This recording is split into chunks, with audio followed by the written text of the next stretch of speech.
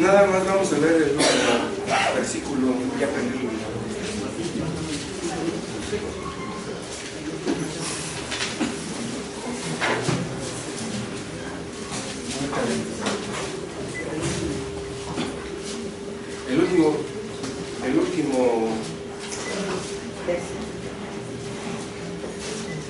El último versículo de Mateo 25.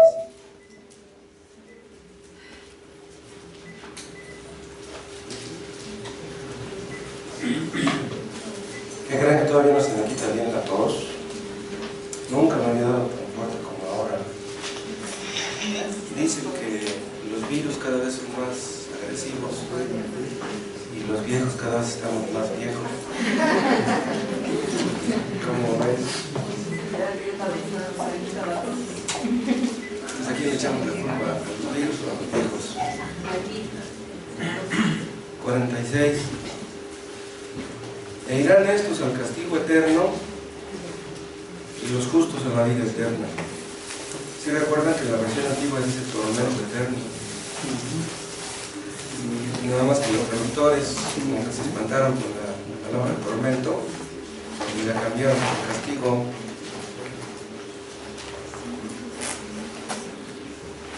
Vamos a hacer otra oración. Padre, siempre tenemos motivos para alabarte, para agradecerte. Eres muy bueno con nosotros, Padre, y siempre nos pagas muchísimo mejor de como merecen nuestros hechos.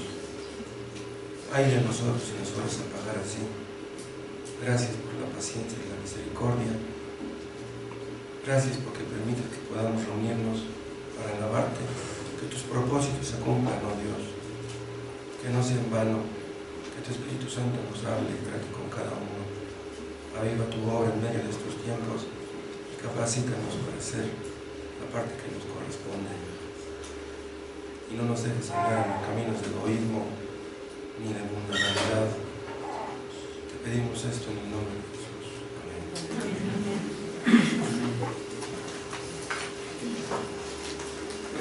En el internet pueden ustedes ver más o menos la opinión que tienen otros países acerca de lo que ocurre en México.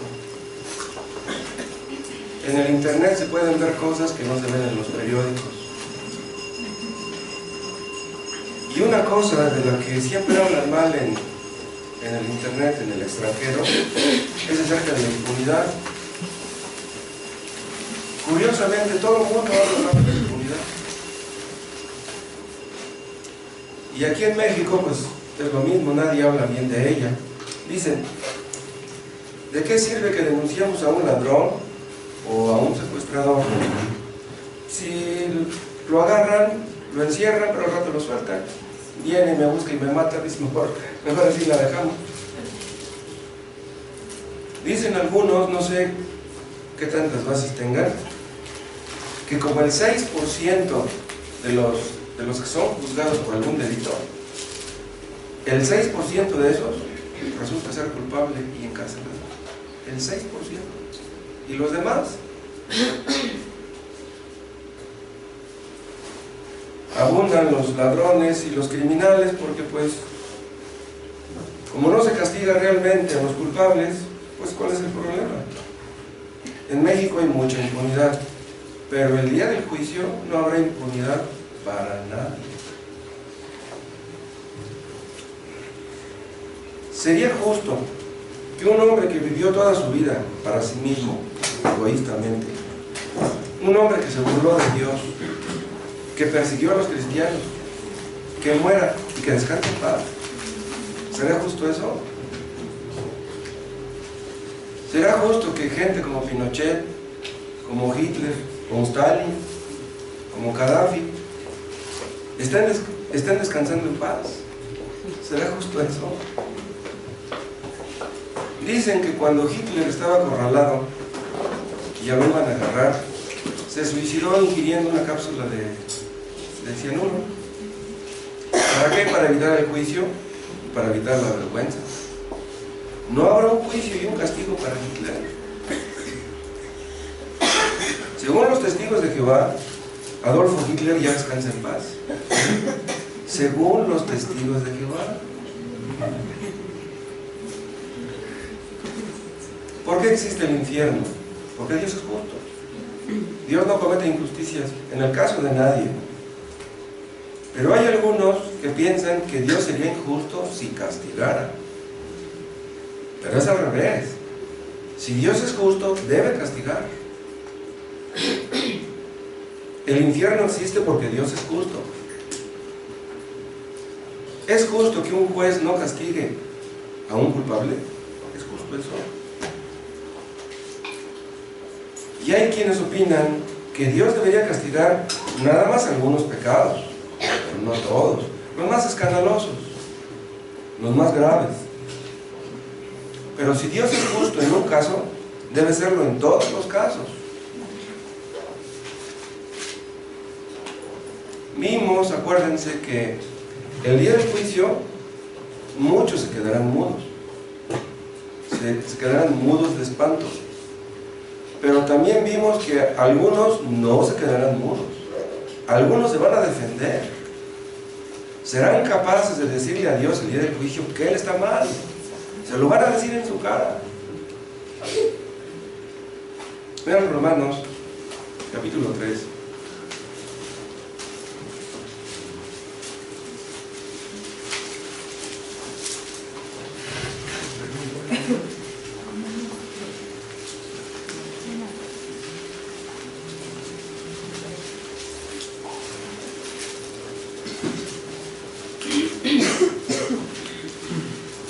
Vamos a leer desde el versículo 1, Romanos 3:1.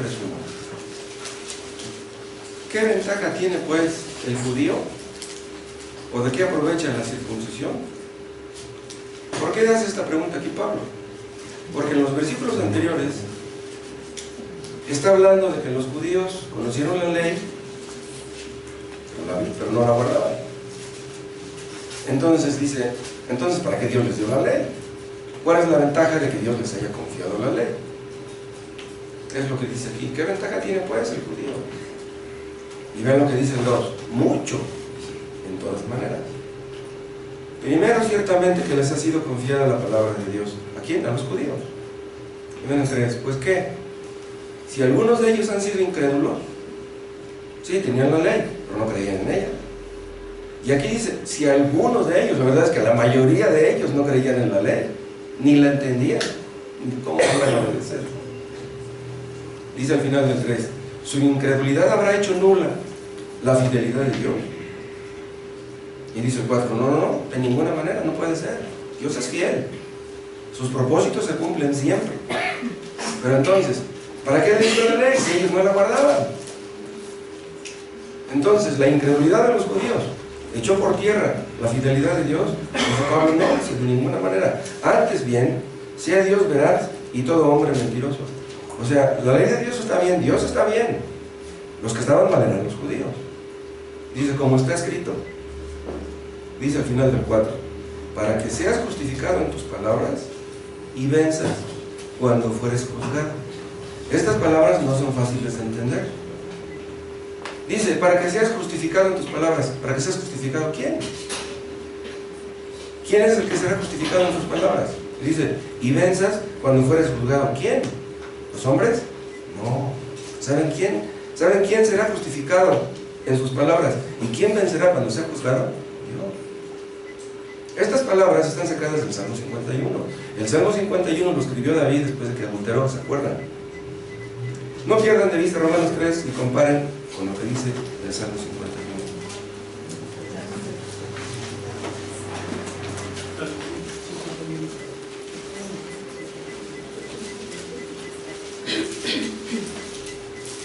Salmo 51, versículo 4. Vean lo que dice David, arrepentido. Dice, contra ti solo he pecado y he hecho lo malo delante de tus ojos. Dice, ¿para qué? O sea, ¿por qué está diciendo lo anterior? Dice, para que seas reconocido justo en tu palabra y tenido por puro en tu juicio. O sea, yo reconozco, dice David, que estoy mal.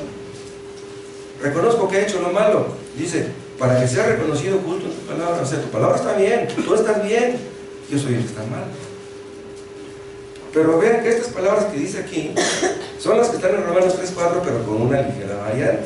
Vean cómo dice acá, al final del 4, Romanos 3:4. Para que seas justificado en tus palabras. Dice acá, para que seas reconocido justo en tu palabra. Y Pablo dice, para que seas justificado en tus palabras. ¿Saben qué quiere decir eso? Que el día del juicio, Dios será justificado.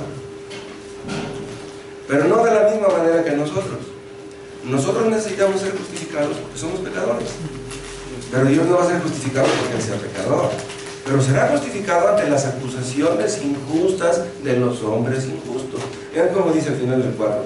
Para que seas reconocido en tus palabras y venzas cuando fueres juzgado. O sea, muchos hombres el día del juicio les va a decir, no. Momento, tú eres el que está mal, estás mal, Dios. Y le van a decir la lista, mira, aquí traigo una lista, donde yo traigo apuntado todos los errores que tú cometiste. Muchas personas tienen en su mente una lista de los errores que según ellos Dios cometió. Hay un libro que se escribió hace muchos años aquí en México por un necio, no les digo su nombre, un libro que se llamó Los renglones torcidos de Dios. Habla de la vida en los manicomios y el autor da a entender con ese título que Dios cometió un error al haber creado personas enfermas mentales. Escuchen, Dios nunca comete errores, Dios nunca es injusto. Ha de ser horrible que a un matrimonio le nazca un hijo con autismo, con retraso mental, con parálisis cerebral, cosas así. El día del juicio, esas personas le van a decir a Dios, Dios, tú hiciste mal, ¿por qué me diste un hijo así? No, Dios nunca comete errores. El día del juicio, cuando quieran juzgar a Dios, Él vencerá. Por eso dice aquí, y venzas cuando fueres. El día del juicio, nadie le va a ganar a Dios. En este mundo hay fiscales que son muy buenos, pero hay abogados que son mejores. Entonces, aunque el fiscal está en contra de lo acusado y presenta todas las pruebas, hay unos abogados que son tan astutos que aunque sus clientes sean culpables, hacen que el jurado los declare inocentes. El día del juicio todos los culpables serán culpables. No habrá ahí nadie que te defienda, nadie que te meta el hombro y que te diga, sabes que yo me pongo de tu parte, vamos a echarle un montón a Dios. Todos vamos a hacer aquí un plantón en contra de Él y vamos a decirle a Dios que Él estuvo mal. Ese día nadie le va a ganar a Él. Entonces, ¿qué es lo que está diciendo David en el Salmo 51? Dice, para que seas reconocido por puro en tu juicio.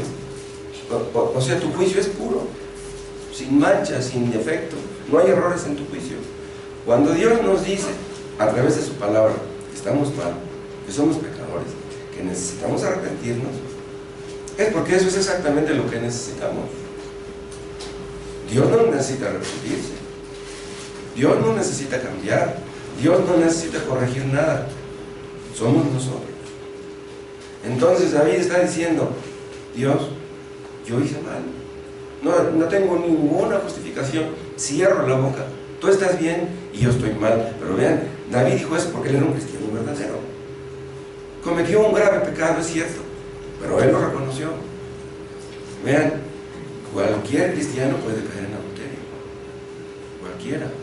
Pues si tú llegas a caer en ese pecado, Dios no lo quiera.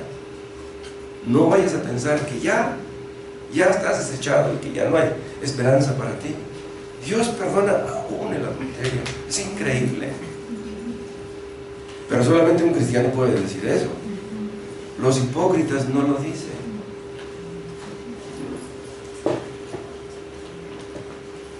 ¿Saben ustedes por qué los fariseos mataron a Cristo?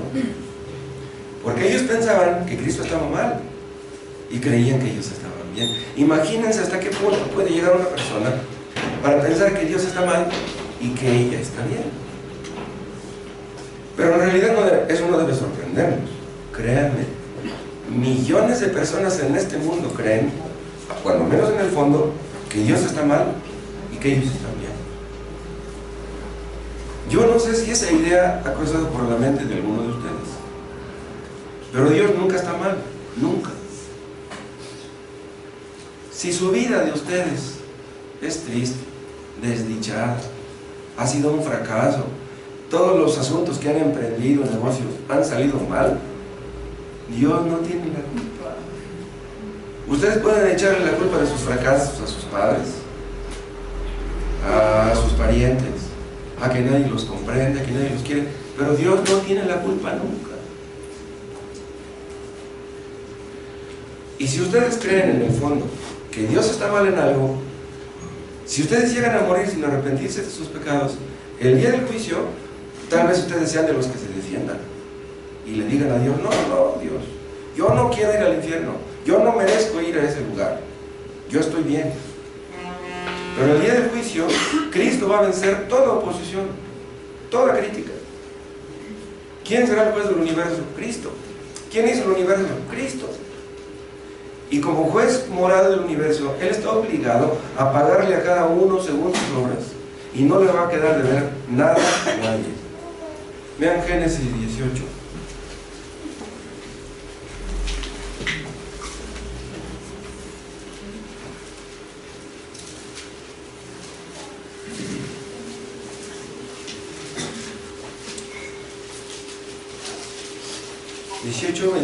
Génesis 18:23. Se acercó a Abraham y dijo: ¿destruirás también al justo con el impío?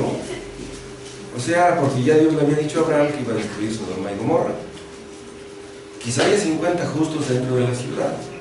¿Destruirás también y no perdonarás el lugar por amor a los 50 justos que estén dentro de él? Dice: lejos de ti el hacer tal, que hagas morir al justo con el impío, y que sea el justo tratado como el impío. Dice: nunca tal hagas. Dice: el juez de toda la tierra no ha de hacer lo que es justo. ¿Cuál es la respuesta? Claro que sí, Abraham. El juez justo tiene que hacer lo que es justo. Dios no puede cometer ninguna injusticia. Y sabemos lo que ocurrió. Fueron destruidas esas dos ciudades. Los únicos que fueron librados fueron Lot y su familia. Quiere decir que todos los demás, miles de personas, no tenían esperanza, andaban mal. Vean un texto en Romanos capítulo 2.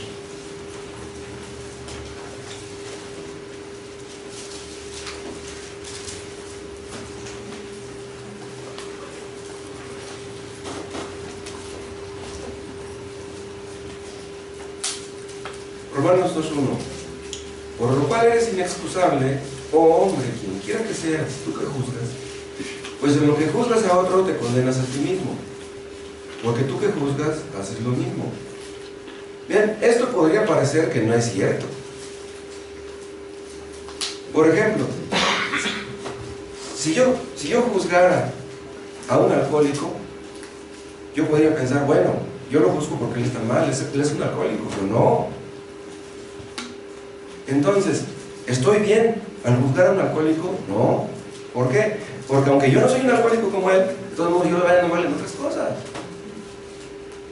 Entonces, ¿con qué cara me pongo yo a juzgar los pecados de otros si yo ando mal en otras cosas? Entonces, lo que me queda mejor es cerrar la boca. En otras palabras, cuando juzgamos a los demás, siempre tenemos motivos equivocados, actitudes equivocadas. Entonces debemos ser muy prudentes cuando vayamos a abrir la boca para hablar acerca de otras personas. Pero ahora vean lo que dice el versículo 2. Mas sabemos que el juicio de Dios contra los que practican tales cosas, los que están mencionadas en los últimos versículos del capítulo anterior, dice: los que practican tales cosas es según verdad. El juicio de Dios contra los que practican estos pecados que están en los versículos 29, 30 y 31 es según verdad. ¿Qué quiere decir según verdad? Apegados a la más estricta verdad. No como en nuestro caso, que a veces juzgamos equivocadamente o injustamente. Nosotros a veces juzgamos basándonos en especulaciones, basándonos en suposiciones. No conocemos los motivos que tengan otras personas para ser como son. Pero escuchen, El juicio de Dios para con nosotros no es según suposiciones, no es según especulaciones. Él conoce nuestros hechos, Él conoce nuestros pensamientos, Él conoce nuestros motivos. Entonces el juicio de Él es según verdad. Nosotros podemos estar equivocados en nuestro juicio, pero Dios nunca se equivoca. Dios conoce todos los hechos de todos los hombres que han existido desde el primero hasta el último que existirá en este mundo. Es por eso que Dios no puede cometer una injusticia en el caso de nadie. Vean Romanos 1, vean el versículo 18. Porque la ira de Dios se revela desde el cielo contra toda impiedad e injusticia de los hombres que detienen con injusticia la verdad. La ira de Dios se revela desde el cielo contra toda impiedad. La palabra impiedad es lo mismo que pecado, ¿sí? Es pecado en contra de Dios, falta de amor a Dios. Dice, e injusticia, ese es pecado en contra de los hombres. Los que no aman a Dios, no aman a los hombres. Entonces, Dios espera que lo amemos a Él y que amemos al prójimo. Pero la ira de Dios se revela en contra de todos los que ni aman a Dios ni aman al prójimo. Dice, la ira de Dios se revela desde el cielo. Y si se revela desde el cielo, ¿de qué manera se revela? ¿Saben cómo? Se revela a través de las inundaciones, de los tornados, de los huracanes, de los terremotos, de desastres naturales que vienen desde el cielo, enviados por el Dios del cielo.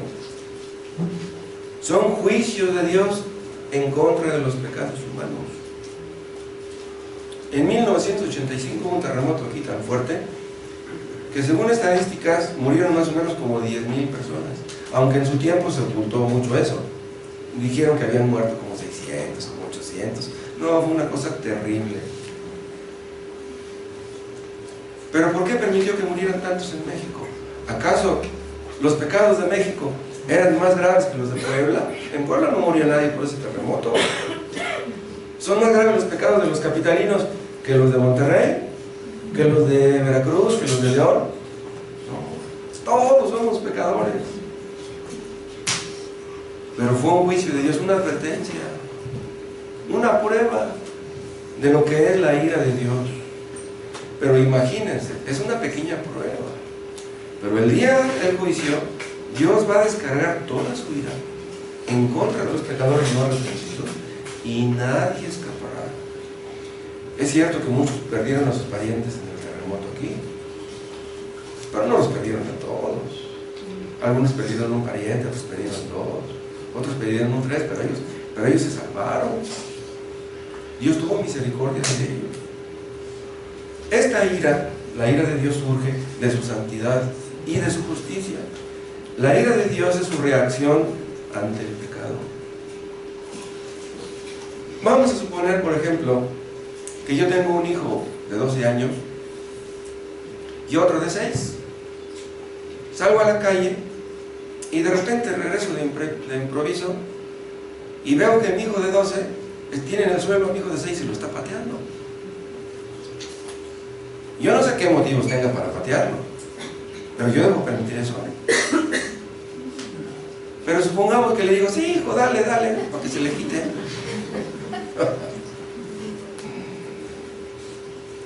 Habemos padres que somos consentidores y que permitimos que nuestros hijos hagan cosas que no deben hacer. Pero ¿saben qué? Dios no es así. Dios se indigna, Dios se enoja contra la persona que comete un pecado, sea quien sea.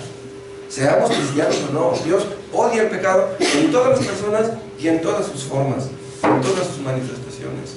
Vean Éxodo 34.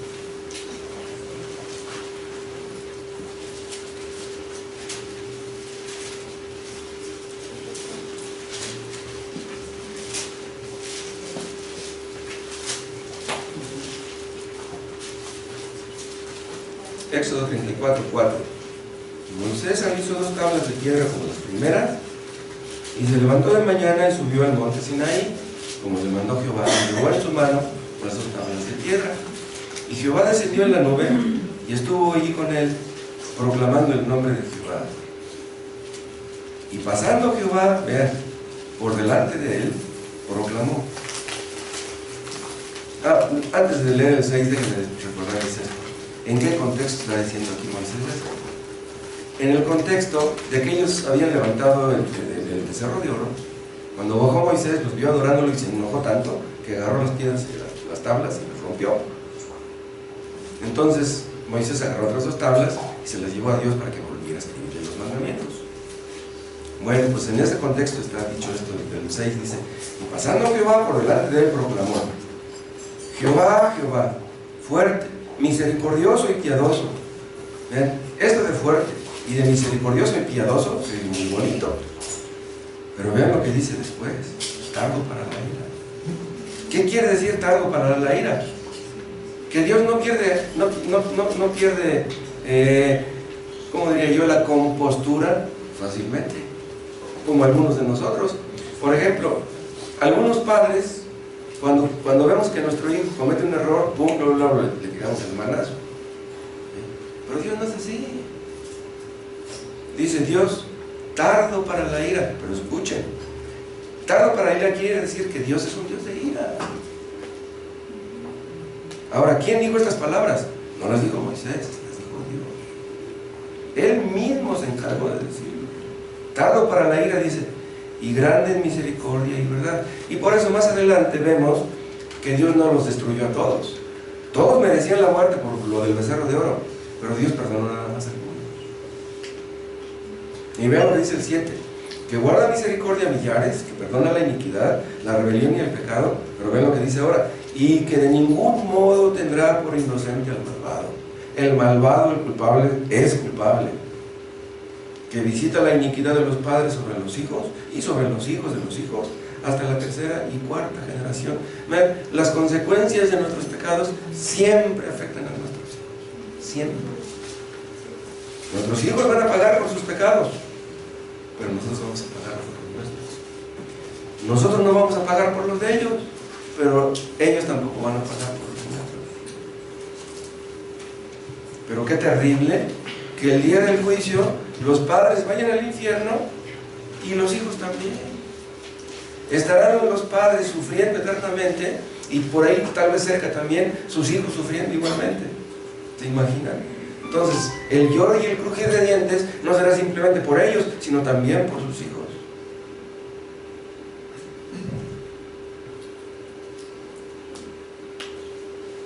De ningún modo Dios tendrá por inocente al culpable. Aquí en México parece ser que hay jueces que son muy corruptos, que con unos cuantos centavos te van a decir que eres inocente aunque seas culpable. Pero el día del juicio, ¿quién le va a dar dinero a Dios para que lo declare inocente? ¿Quién se atreverá a defender a los culpables el día del juicio? Hay un texto precioso, no lo apunté, que dice: si Dios es por nosotros, ¿quién contra nosotros?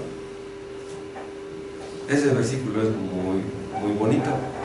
Pero el día del juicio muchos van a decir: si Dios es contra nosotros, ¿quién por nosotros?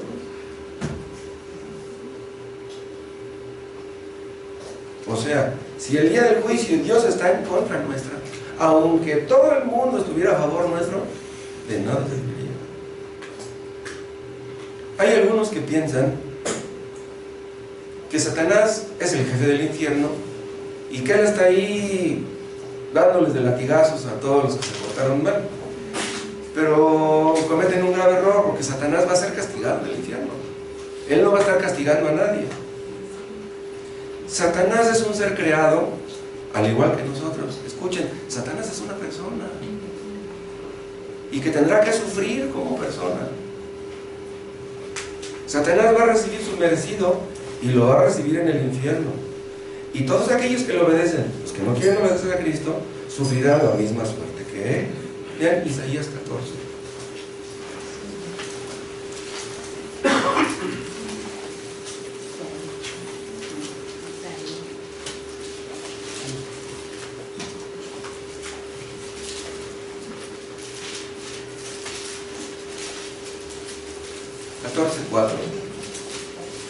Enunciarás este proverbio contra el rey de Babilonia y dirás: cómo paró el opresor, cómo acabó la ciudad codiciosa de oro.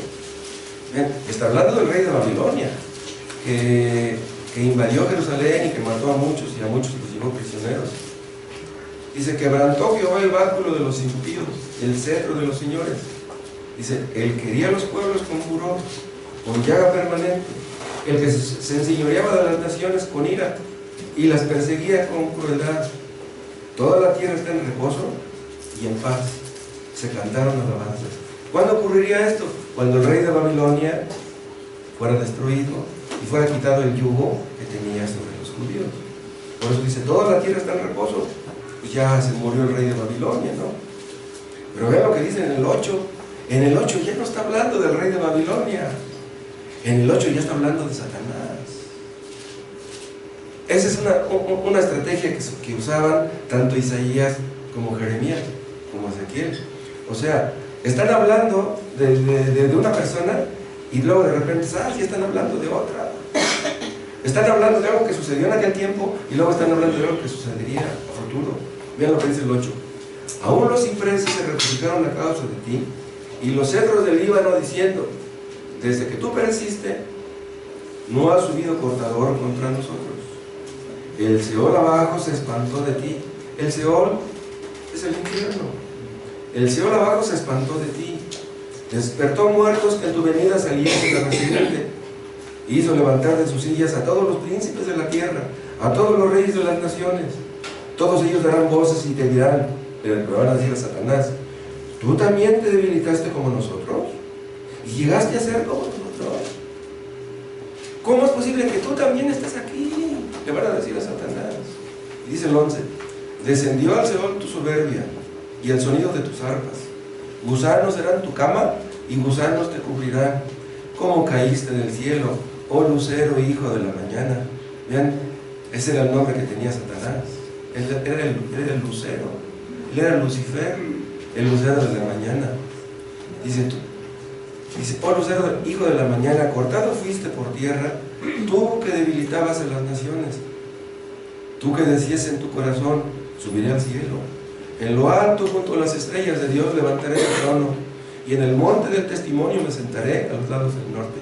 ¿Por qué fue echado en el cielo Satanás? Porque quiso ser como Dios, quiso ser adorado en lugar de Dios. Dice el 14, sobre las alturas de las nubes subiré y seré semejante al Altísimo. Dice el 15, mas tú derribado eres hasta el Seol, vean, hasta el infierno, a los lados del abismo. Se inclinarán a ti los que te vean, te contemplarán diciendo, ¿es este aquel varón que hacía temblar la tierra, que trastornaba los reinos, que puso el mundo como un desierto, que asoló sus ciudades, que a sus presos nunca abrió la cárcel? Satanás nunca le abre la puerta a sus presos, pero él estará preso y nadie le abrirá la puerta a él. ¿Qué les parece? Comparen todo esto con lo que dice Mateo 25.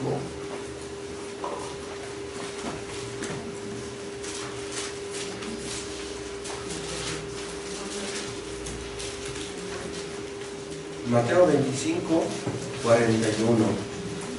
Entonces dirá también a los de la izquierda, apartados de mí, malditos, al fuego eterno, preparado para el diablo y sus ángeles. Vean, el infierno es un lugar preparado para el diablo y para sus ángeles. Pero obviamente todos los que se niegan a obedecer a Dios y que obedecen al diablo, irán al mismo destino eterno.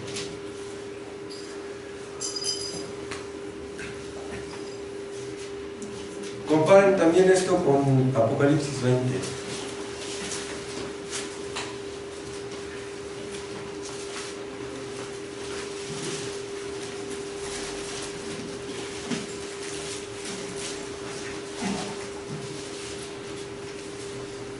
Dice el versículo 10, y el diablo que los engañaba fue lanzado en el lago de fuego y azufre, donde estaban la bestia y el falso profeta, y serán atormentados día y noche por los siglos de los siglos. Satanás, la bestia, que es el anticristo, y el falso profeta, estarán en el infierno y serán atormentados. Ellos no van a atormentar a nadie, ellos serán atormentados. Recuerden el texto donde Cristo dice: el que no está conmigo está contra mí. Si tú no estás a favor de Cristo, estás en contra de Él. No hay terreno neutral. Los que no aman, escuchen lo que les voy a decir, todos aquellos que no aman a Dios lo aborrecen. O una de dos, o lo amas o lo aborreces. Aunque tú creas, no, yo no lo amo, pero tampoco lo aborrezco. Todos los que no obedecen a Cristo serán atormentados igual que Satanás. Nuestro texto base, el primero con que empezamos el estudio, nos está diciendo que el infierno es un lugar de tormento. Vean, no es un lugar de readaptación. Los reclusorios en México pues tienen ese nombrecito tan estrambótico que dice ser esos centros de rehabilitación social o de readaptación social. Pero ¿quién se readapta en la cárcel? Los que entran ahí salen peores. Y yo no sé si habrá habido algún preso que salga y diga: creo que me porté mal, cuando salga me voy a portar bien. Tal vez haya uno entre 1 millón, pero una persona que va al reclusorio, que cae en el reclusorio, tiene tiempo para meditar, para reflexionar. Estoy mal, por eso estoy aquí, estoy sufriendo las consecuencias de mis hechos. Pero los que están en el infierno, aunque piensen eso, estoy sufriendo las consecuencias de mis hechos, saben que ese no es un lugar de readaptación. Si tú caes a un cerezo, algún día vas a salir. Es más, si te echaron cadena perpetua, a lo mejor alguien te indulta y te dice: ¿sabes qué? Pues ya sabes. Pero los que están en el infierno nunca saldrán de allí, y ellos lo saben. El infierno son las consecuencias eternas del pecado. El pecado es una ofensa eterna contra un Dios eterno y merece un tormento eterno. Veíamos hace 15 días más o menos que el pecado es el mal más grande posible. ¿Por qué? Porque el pecado no solamente se opone a Dios, se opone a nosotros, se opone a nuestros seres queridos, se opone a la sociedad. El pecado se opone a Dios y se opone a los hombres. El pecado se opone al cuerpo y se opone al alma. Destruye los cuerpos y destruye las almas. El pecado nos afecta en lo externo y en lo interno. El pecado se opone al gozo, se opone a la felicidad. Por eso Dios odia el pecado. ¿Cuál es el gran enemigo de los hombres? Es el pecado. No es la pobreza, no es la soledad, no es la falta de dinero, ni la falta de amor. El gran enemigo, el gran problema es el pecado. Fue por el pecado que la enfermedad entró en el mundo. El pecado es repugnante a los ojos de Dios. El pecado reduce a los hombres al nivel de los animales, y aún peor. El pecado quita la dignidad de los hombres, ciega nuestro entendimiento, corrompe el alma. Hay hombres muy inteligentes en este mundo, pero que cuando les hablamos de Dios se burlan. ¿Para qué les sirvió su inteligencia? Les conté de Octavio Paz, que un amigo nuestro le habló el Evangelio en su despacho. Dice que hasta le temblaba el labio de abajo y que le dijo: ¿cómo te atreves a hablarme a mí de esas cosas? Dice: yo soy un intelectual. ¿En dónde está ahora Octavio Paz, pobrecito? En un lugar donde no hay paz. El pecado hace necios a los inteligentes. El pecado nos separa de Dios, nos separa de la fuente de todo bien. El pecado nos separa de su amor, de su comunión, nos hace sus enemigos. Si somos cristianos y pecamos, en ese momento nos convertimos en sus enemigos. Imagínense. Si pecamos, Dios se ve obligado, escuchen, a ponerse en contra nuestra. Vean Mateo 25.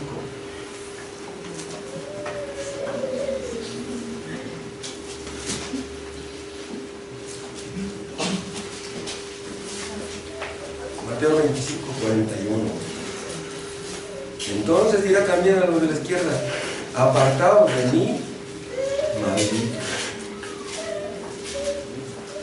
¿Pueden ustedes entender el significado de estas palabras?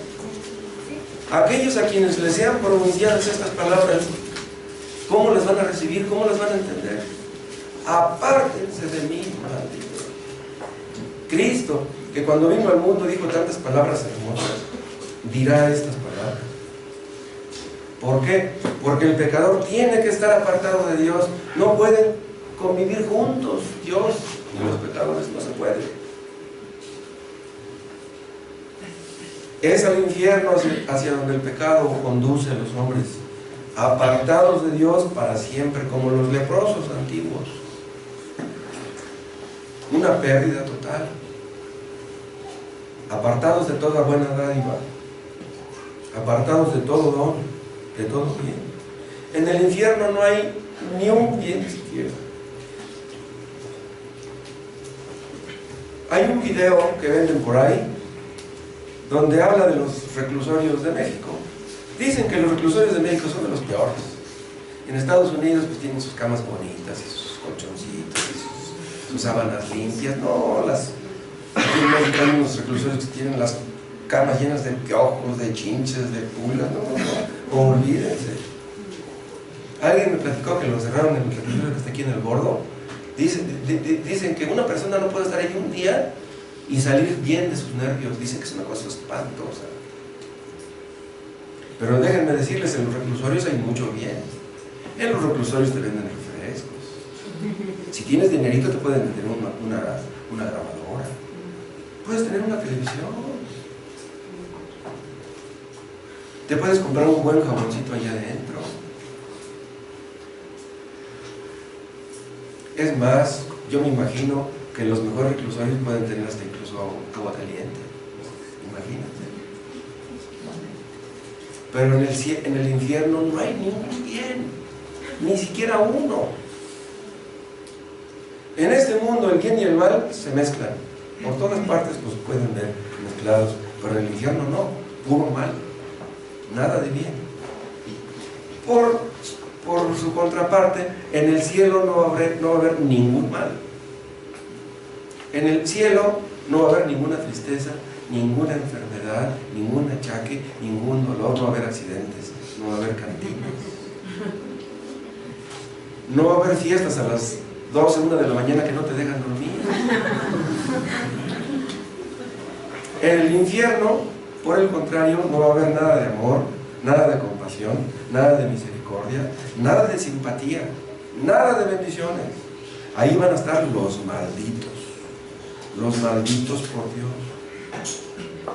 Y en el cielo, todas las gracias cristianas van a ser perfeccionadas. Al que tenga se le dará más.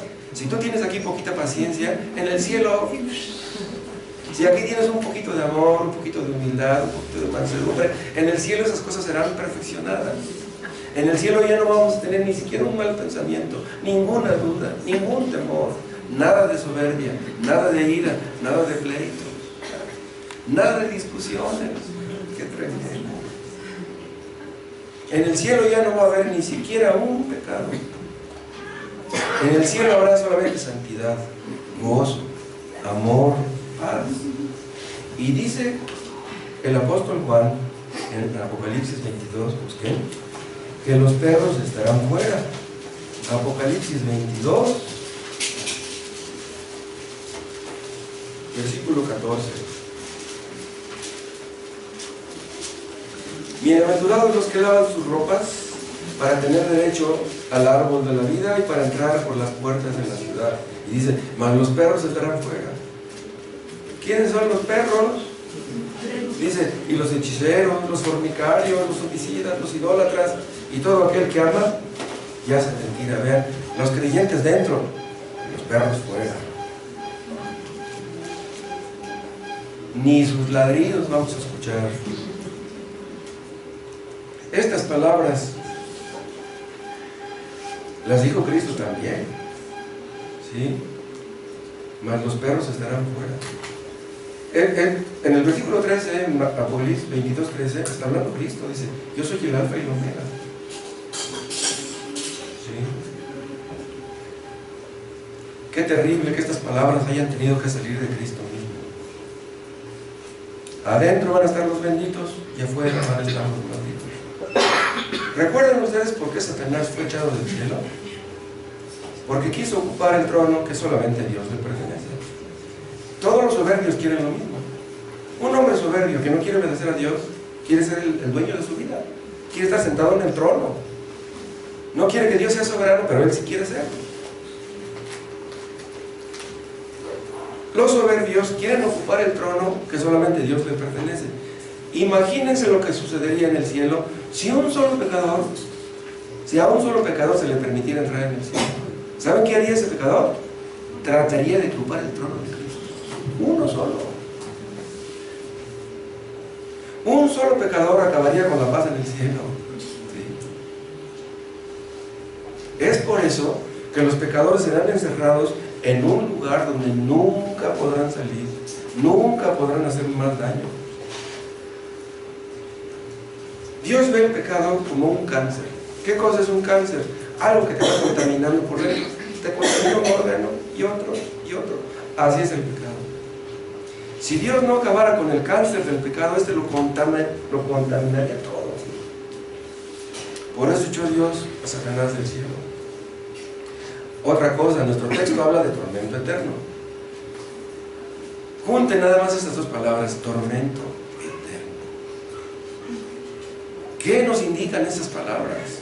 Vean, podemos elucubrar, podemos especular, imaginarnos cosas, pero ¿qué tanto implica ese tormento eterno? La mera verdad es que nuestra imaginación no alcanza a comprenderlo. Tan terrible es la idea del infierno que muchos se niegan a creerlo diciendo ser cristianos. Y tan maravillosa es la idea del cielo que también muchos la han negado. Vean Mateo 8.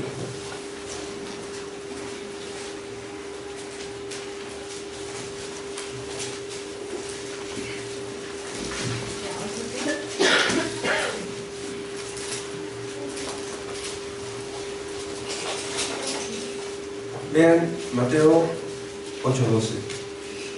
Los hijos del reino serán echados a las tinieblas de afuera. Ahí será el lloro y el crujir de dientes. Vean Mateo 22.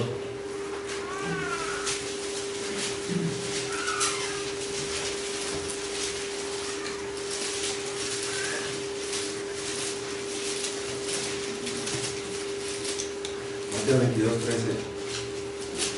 Entonces el rey dijo a los que servían: atadle de pies y manos y echarle en las tinieblas de afuera. Ahí será el lloro y el crujir de dientes. Vean Mateo 24. Mateo 24, 51. Y lo castigará duramente y pondrá su parte con los hipócritas. Ahí será el lloro y el crujir de dientes. Vean, el lloro, no un llanto débil, serán aullidos de desesperación. El crujir de dientes, rechinarán los dientes de desesperación.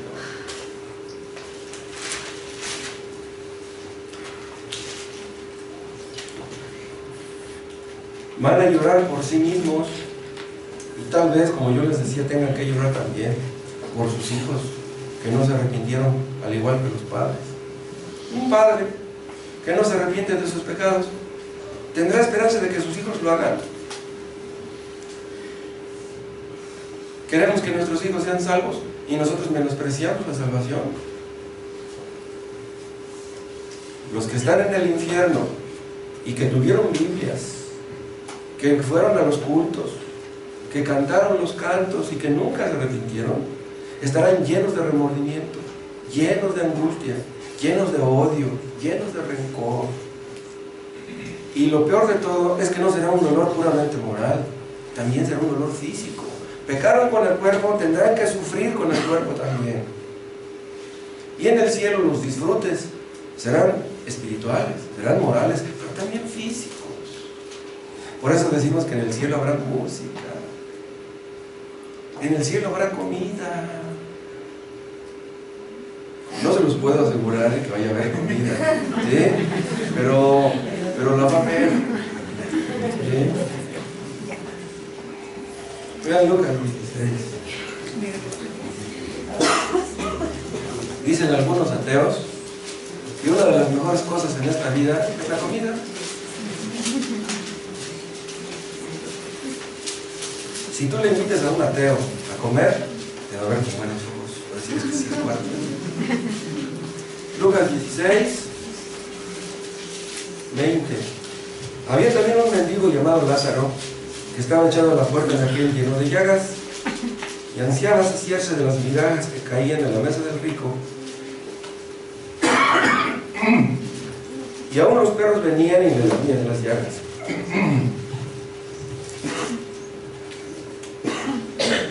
Aconteció que murió el mendigo y fue llevado por los ángeles al seno de Abraham. Y murió también el rico y fue sepultado. Y en el Hades, vean, el infierno. El Hades es la palabra griega para infierno, dice. Y en el Hades alzó sus ojos, estando en tormentos, vean el tormento que estamos leyendo. Y vio de lejos a Abraham y a Lázaro en su seno. Entonces él, dando voces, dijo: Padre Abraham, ten misericordia de mí, y envía a Lázaro para que moje la punta de su dedo en agua y refresque mi lengua, porque estoy atormentado en esta llama. Vean otra vez el tormento. Pero Abraham le dijo: hijo, le dice irónicamente, ¿no? Hijo, acuérdate que recibiste tus bienes en tu vida. ¿Quieres agua ahora? Ya no hay. Ven, aquí la agua simboliza algo. Aquí el agua no es simplemente agua. ¿Ustedes creen que los hombres en el infierno van a estar codiciando agua? ¿Esa será la solución? El agua no sería la solución de nada en el infierno. Está hablando de algo más profundo, de algo más básico. Lo más básico en este mundo que para sustentar la vida es el agua. Eso quiere decir, ¿saben qué?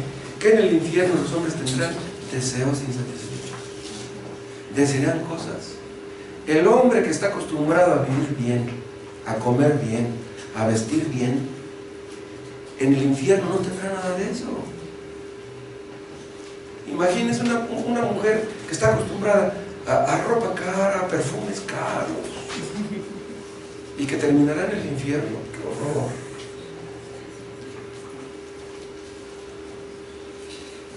Los millonarios, los artistas, los que tienen tanto dinero que se compran lo que quieren, comen lo que quieren, van a donde quieren y hacen lo que quieran, en el infierno no podrán hacer nada. Estarán atados, restringidos a sus cadenas, digámoslo. Ya vimos el versículo 23, ahora ven el 25. Pero Abraham le dijo: hijo, acuérdate que recibiste tus bienes en tu vida. Los inconversos reciben una cantidad de bienes aquí, los que Dios quiera darles, pero en el infierno ya no habrá ningún tipo de bienes. Dice: y Lázaro también males. Pero ahora este es consolado aquí y tú atormentado. Otra vez la palabra tormento. Además de todo esto, una gran cima está puesta entre nosotros y vosotros, de manera que los que quisieran pasar de aquí a vosotros no pueden, ni de allá pasar acá. Vean el tormento del rico. Cuando estaba en el mundo hacía fiestas, banquetes, sus amigos lo alababan.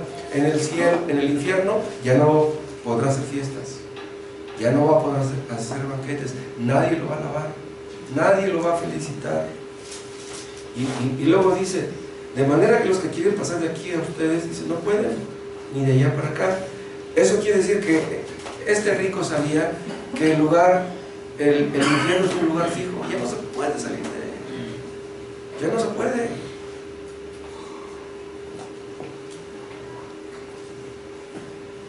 En este mundo todos deseamos algo, todos deseamos cosas. Algunas cosas que deseamos obtener podemos obtenerlas, otras no, por diferentes motivos. Pero en el infierno los hombres desean muchas cosas, siguen deseándolas, pero no pueden obtener ninguna. Dicen algunos: yo prefiero ir al infierno con mis amigos que ir al cielo con esa bola de hipócritas cristianos. Así dicen algunos. Pero es que ellos no entienden que en el infierno no va a haber amigos, ni uno. En el infierno no vas a poder jugar baraja, ni dominó, ni billar, ni damas chinas, ni ajedrez. En el infierno no habrá ninguna diversión, ningún pasatiempo. Los que están en el infierno desean paz. ¿De dónde lo obtienen? La fuente de paz es Cristo. Desean gozo, desean amor. ¿De dónde van a sacar eso? Esas cosas no existen en el infierno. En el infierno los hombres desean aprobación. ¿Todos la desearán? ¿Nadie la va a dar? ¿Desearán admiración? ¿Honor? Todas esas cosas que les causaron placer aquí, pero ahí en el infierno nadie se las dará. Ningún deseo puede ser gratificado en el infierno. Otra causa de tormento para el rico es que él tenía memoria. Ven en el versículo 25. Pero Abraham le dijo: hijo, acuérdate que recibiste tus bienes en tu vida. Dice: acuérdate. ¿Saben una cosa? En el infierno nadie tendrá mala memoria. En el infierno no habrá sucrol para la buena memoria. Todos tendrán buena memoria. Se acordarán de las cosas buenas que tuvieron en el mundo. Entonces entenderán que eran buenas. Hay personas aquí que están acostumbradas a comer bien y el día que solamente tienen frijoles, no quieren eso. Dicen: no, ¿cómo que frijoles? Botan el plato por allá. En el cielo no vas a poder hacer eso. En el cielo, en el infierno.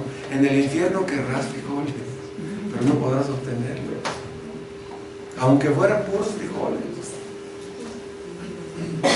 En el infierno los hombres entenderán que lo poco que pudieran haber tenido era mucho. No merecían lo que tenían. Van a recordar los que están en el infierno los tantos privilegios, las tantas bendiciones. Van a recordar: me invitaron al templo, cuántas predicaciones escuché, tenía 2 o 3 Biblias en mi librero, tenía buenos libros cristianos, mis padres oraban por mí y nunca quise asistir, nunca quise obedecer, nunca quise creer. Muchos van a recordar: cerca de mi casa había una iglesia cristiana y nunca entré, ni siquiera por curiosidad. Van a querer olvidar estas cosas, no podrán. La desesperación de saber que nunca van a salir de ahí, de que pasarán miles y miles y miles de años y no habrá ninguna esperanza. Ven el Salmo 9.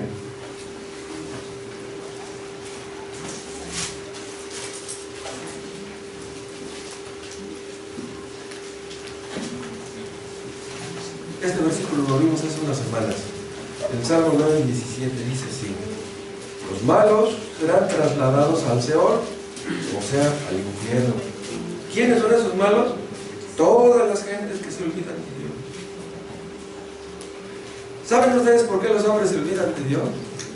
Porque quieren construir un paraíso en este mundo. Quieren lujos, quieren comodidades, quieren paseos, quieren diversiones, quieren placeres, quieren sexo, quieren música, pero a Dios no lo quieren. Se olvidan de Dios, se desconectan su mente de Dios. Quisieran disfrutar de este mundo, pero de un mundo sin Dios. Vas en el Salmo 49.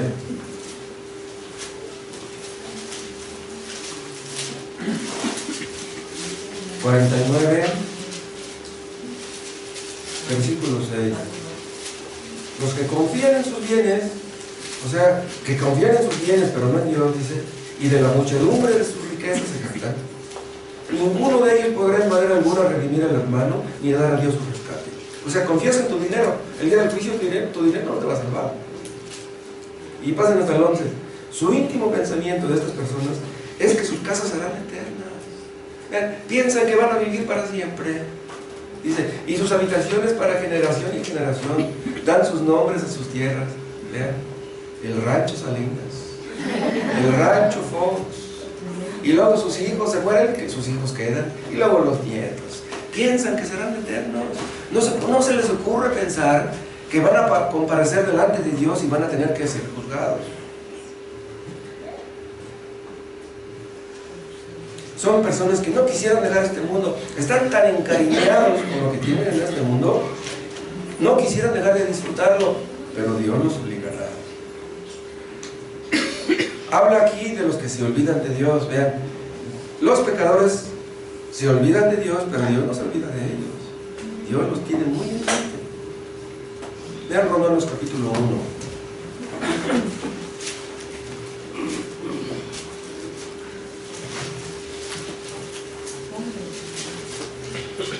Romanos 1:30. Vean, está haciendo la lista Pablo de los pecadores y dice: murmuradores, detractores, aborrecedores de Dios. Ven, no vayan ustedes a pensar que estos aborrecedores de Dios son personas muy sui generis. Abundan personas que aborrecen a Dios. Abundan. Todos aquellos que no quieren obedecer a Dios, en el fondo es porque lo aborrecen.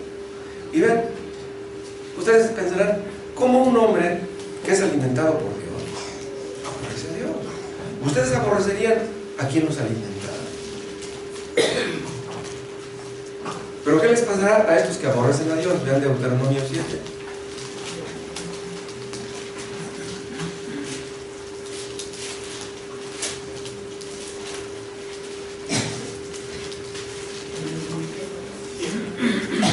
Deuteronomio 7:9. Conoce pues que Jehová tu Dios es Dios fiel, que guarda el pacto y la misericordia a los que le aman y guardan sus mandamientos hasta 1000 generaciones. Pero vean lo que dice el 10: y que da el pago en persona al que le aborrece, destruyéndolo, y no se demora con el que le odia, en persona le dará el pago. ¿Por qué en persona? Porque el pecado es una ofensa personal contra Dios, es un ataque personal en contra de Dios. Entonces, si en su cara les va a dar el pago, quiere decir que no le va a quedar a deber nada.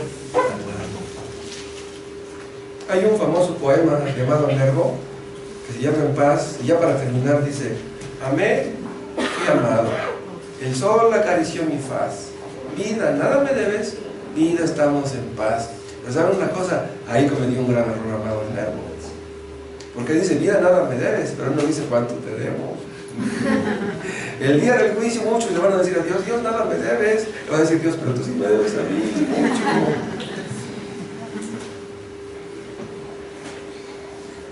Los inconversos no quieren entender que este mundo va a ser destruido. Lo que más aman los hombres va a ser destruido. Esos lujos, esas casas, esos carros, esas comodidades, todo va a desaparecer. No pongas tus ojos en las cosas de este mundo. No pongas tu corazón en lo que perece. Todos aquellos que invierten su corazón en este mundo perecerán. Lo van a perder todo. Vean Eclesiastés capítulo 8.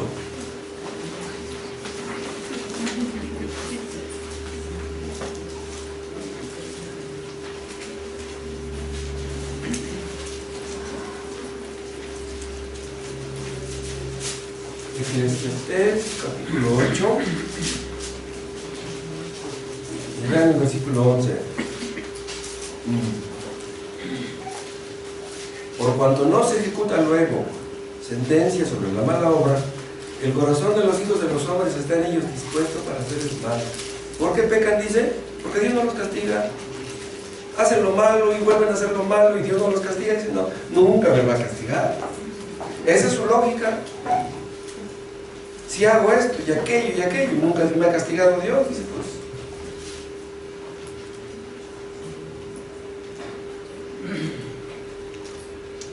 hay ateos que piensan que los violadores deben ir a la cárcel, y los narcos, y los asesinos. Pero ellos no creen que las ofensas contra Dios vayan a ser castigadas, dado caso que Dios exista. No lo creen. Si ustedes golpean al hijo de un ateo, ese ateo se les va a poner el brinco. A los ateos no les gusta que les toquen a sus hijos. Los ateos piensan que si tú castigas a su hijo, si tú le pegas a su hijo, no debe ser castigado. Y ellos no van a ser castigados. Ellos están en contra de Dios, se oponen a Dios y no van a ser castigados. Darwin hizo creer a los hombres que somos animales y que descendemos de los animales. Pero escuchen, el día del juicio Dios no va a castigar a los animales. Dios va a castigar a los hombres. ¿Por qué a los hombres? Porque los hombres fuimos hechos a imagen y semejanza de Dios. Los seres humanos tenemos una personalidad como Dios la tiene. Dios es una persona. Dios piensa Dios desea, Dios tiene una voluntad al igual que nosotros. Entonces, como hemos sido hechos a imagen y semejanza de Dios, si no queremos obedecerle, tendremos que sufrir las consecuencias. Somos responsables de obedecer a nuestro Creador, nos guste o no. ¿Saben ustedes qué dicen los falsos testigos de Jehová también? Que el fin de los seres humanos y el de los animales es el mismo. El mismo fin tendremos unos que otros. ¿Y saben en qué se basan? En Eclesiastés 3:19. ¿Quieren checar? Eclesiastés 3:19.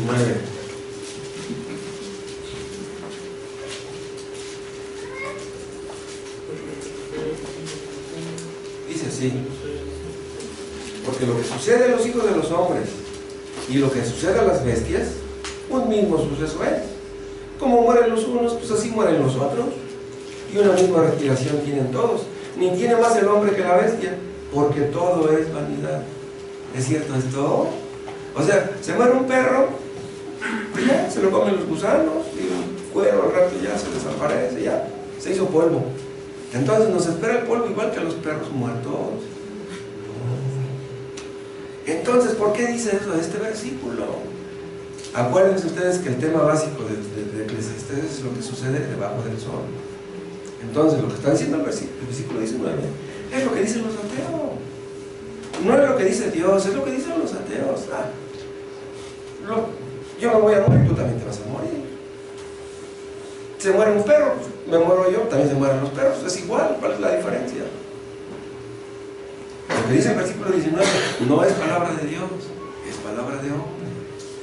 ¿Entienden? Y luego dice el 20: todo va a un mismo lugar, todo es hecho del polvo y todo volverá al mismo polvo. Y ahora ven lo que dice el 21. ¿Quién sabe? Dice, esto es lo que dicen los ateos, dice: ¿quién sabe que el espíritu de los hijos de los hombres sube arriba y que el espíritu del animal desciende abajo de la tierra? Dice, ¿quién lo sabe? Vean, Cristo cuando estaba muriendo le dijo al Padre: Padre, en tus manos encomiendo mi espíritu. ¿Qué quiere decir eso? Que cuando una persona muere, su espíritu o va al cielo o va al infierno. ¿Quién lo sabe? Lo sabe Dios. Nosotros no lo vemos. Pero este libro de Eclesiastés es donde truenan todos los testigos de Jehová. ¿Saben ustedes? Y yo llegaba a pensar que Dios puso este libro aquí, el de Eclesiastés, en la Biblia, nomás para hacer caer en la trampa a los testigos. Nomás para eso lo puso ahí. ¿Cómo ven?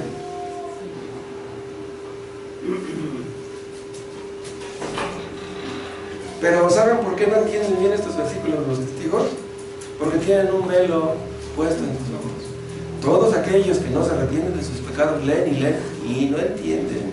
Tú entenderás la Biblia cuando tú te arrepientas de tus pecados. Dios no va a exterminar a los pecadores como si fueran perros, como si fueran cerdos. No, los hombres sufrirán un tormento eterno, porque ya dije, el pecado es una ofensa eterna contra un Dios eterno. Vean también Lucas 19.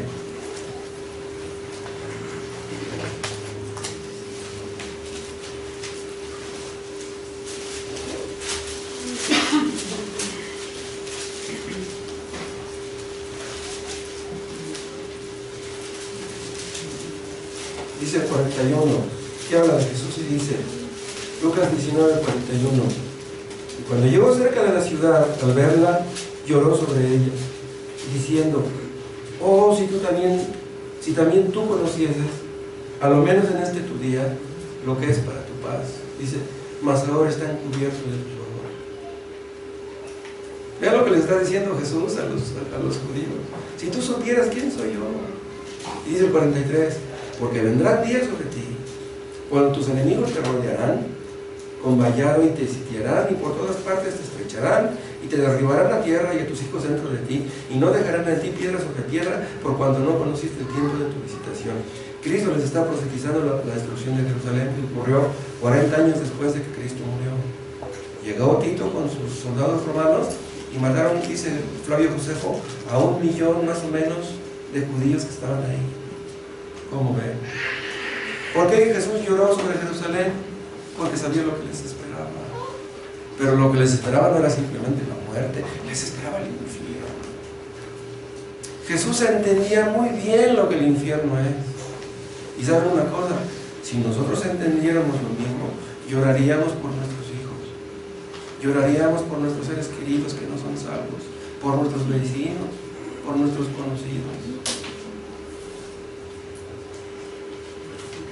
Dice el 44, te llevarán a tierra y a tus hijos dentro de ti, y no dejarán en ti piedra sobre piedra, por cuanto tú no conociste el tiempo de tu visitación.